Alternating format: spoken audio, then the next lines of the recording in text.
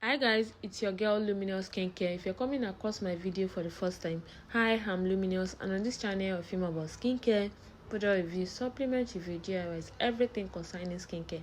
So if this seems like what you would like to know about, please subscribe to my channel, turn on your notification bell so you'll be the first to notify each time once I'm here with a new video.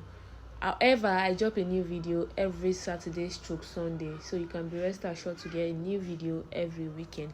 So without further ado, let's dive straight into the video. Today I'll be teaching you guys how to make texapon yourself at home. Yes, if you get texapon at the market, it's quite expensive. You can easily get texapon, get the powder and make the texapon yourself. You tend to make more quantity, and this is actually a good opinion for someone that makes shower gel in large quantity. So you would want to go for this rather than getting the ready-made texapon in the market. So the first thing you will need to do is to get your water face. I'll be dropping the measurements on the screen. Just make sure to watch the video to the end. The first thing you need to do is to get your water face. Add your sodium sulfate to the water face. Yes, the sodium sulfate might take a little while to dissolve. However, if you're a beginner, if you've never done this, I would advise you share the water into 2 bowls. You add your sodium sulfate into a part of the water, and you add your SLS powder. Yes, SLES powder into another part of the water.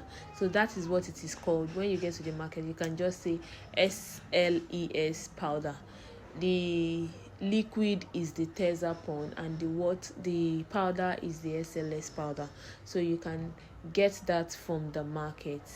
I hope you understand that. So once you get the SLS powder and the texapon and the sodium sulfate, you add your sodium sulfate into a portion of your water, and you add the other portion into a portion of the other water.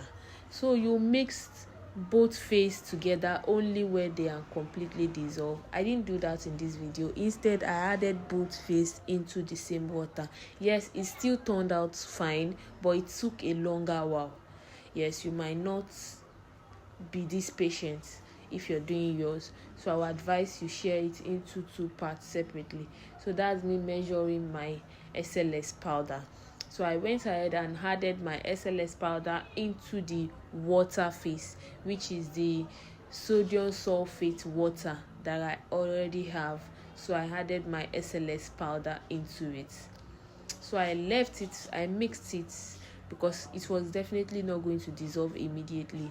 So I let this sit for about 24 hours to 48 hours because it took a longer time to dissolve it.